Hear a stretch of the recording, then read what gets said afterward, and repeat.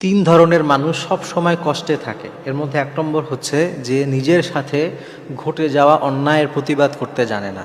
এরা দেখবেন অনেক কষ্টে থাকে। আপনাকে যারা ঠকায়, যারা আপনার সাথে জুলুম করে, যারা আপনার সাথে অন্যায় করে, আপনি যদি দুর্বল হয়ে তাদের ওইটার প্রতি উত্তর না দেন, প্রতিবাদ না করেন, এই ধরনের মানুষরা সব থেকে বেশি কষ্টে থাকে। কারণ মানুষ হচ্ছে দুর্বলকে বেশি ঘিরে ধরে। মানুষ যখন বুঝে যে এই লোকটা দুর্বল, আপনাকে কতভাবে ব্যবহার করা যায় সেটা তারা করবে।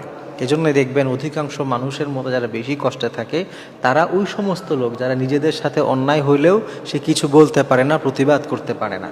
এজন্য নিজের সাথে ঘটে যাওয়া অন্যায় এইটার ব্যাপারেও আপনাকে প্রশ্ন তোলা উচিত যে আমার সাথে কেন এমন ঘটলো, এমনটা তো হওয়া উচিত ছিল না। আপনি যখন সমাজে এইভাবে চলবেন, দেখবেন আপনার সাথে কেউ অন্যায় করার আগে 10বার চিন্তা করবে যে এই লোকটাকে আমি এটা বলতে চাই, সে তো উল্টা কিছু একটা আমার সাথে করবে, প্রতিবাদ করবে। এই জন্যে প্রতিবাদ করা শিখতে হবে। আর যদি আপনি আপনার সাথে ঘটে যাওয়া অন্যায়ের প্রতিবাদ না করেন, আপনি দেখবেন মানুষগুলো আপনাকে দুর্বল মনে করে, এমনভাবে আপনাকে ব্যবহার করবে যে আপনি আপনার লাইফে কখনো শান্তি খুঁজে পাবেন না। অধিকাংশ মানুষ এই জায়গাটায় কষ্ট পায় বেশি। 2 নম্বরে হচ্ছে অতিরিক্ত বিনয়ী হওয়া যাবে না।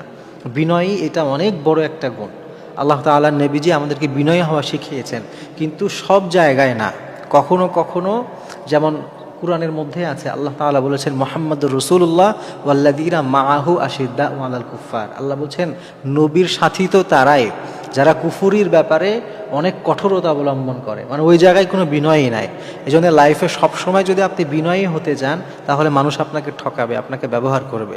বিনয়ী হবেন, কিন্তু অতি বিনয়ী হবেন না। একেবারে নিজেকে একেবারে গলিয়ে দিলেন, মোমের মতো নরম করে দিলেন, তখন দেখবেন যে মানুষ কতভাবে কত ঢঙে আপনাকে ব্যবহার করে, এবং এই ধরনের মানুষ বেশি কষ্ট পায়। আর 3 নম্বরে অন্যকে না বলা শিখতে হবে। অনেকেই যা আছে যারা কষ্ট পায় বেশি জীবনে, ওই সমস্ত মানুষ যারা না বলতে জানে না।